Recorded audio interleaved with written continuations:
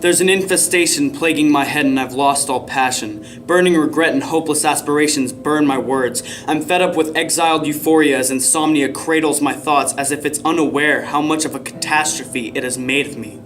Forgetful days blend together in a colorless haze of lost childhood and loveless lovers, fearing that I'll fall in love and forget why. I'm wringing out the emotion into the sink, bleeding insanity out through my veins, but scars heal and my heart continues to pound. But my chest feels so hollow, and my words feel like an echo of insignificance. No one will actually care how depressed you are.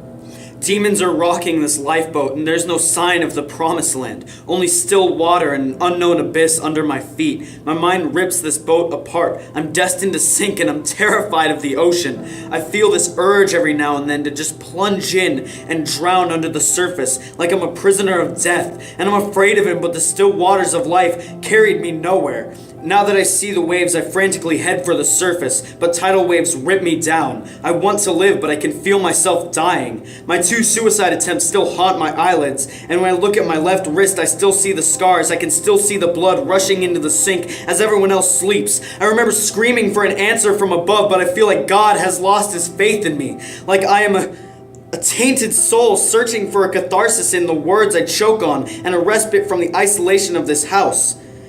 Maybe I'm legally insane because I still keep a razor in my drawer and hide my letters underneath. It is blasphemy. I can see myself begging for forgiveness a third time, but my loneliness anchors my feet as I trudge through the corridors of dull eyes who may never see me as more than an insignificant body being possessed by profane absurdity of hopeless ambition. I can see myself denying help and regressing into permanent slumber because I can't find joy in anything but my bittersweet addiction to attention and energy drinks.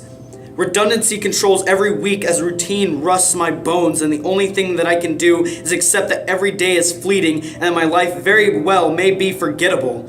Another piece of dust in a sandstorm that I can't do anything about. I'm sorry, Mom. I'm sorry, Dad. I'm sorry to my siblings for my uncontrollable desire of intense emotion as I search for a purpose. I thought it was writing. I thought it was football, but joy never seems to surface, and I'm questioning if I have any other reason to be here than to contribute to the storm, other than to be another statistic. But I'm not a statistic. I'm a human being, and I don't know if my fears are rational or not because I can feel so alone amongst my peers, and whoever sheds light in my lightless maze like a dim candle I fall in love with.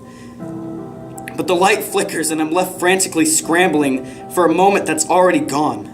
I'm paralyzed. I'm terrified. Why is everything fleeting so painfully? Why is everything so bland? I wasn't surprised last night when I brought the razor back to my wrist, but I was astonished that I couldn't bring myself to pierce the skin. Maybe things have changed. As winter begins to die, I'm beginning to see color. I can feel the air rushing into my lungs as I've confessed and repented to the paper. I've cleaned my throat with melodies of escape. I can finally feel the air on my face as I have reached the surface. The infestation in my imagination is the remedy to my venomous veins, and I'm trying to remember each day by not conforming and kicking my bad habits. I'm not in any rush to finish the letters as I burn them in the bonfire.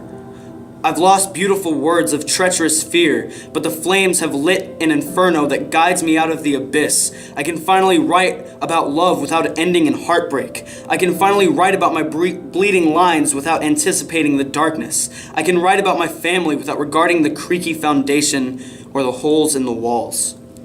I'm no prisoner because these fires will guide me home, and I don't need to be afraid of choking on the smoke as the sun begins to rise.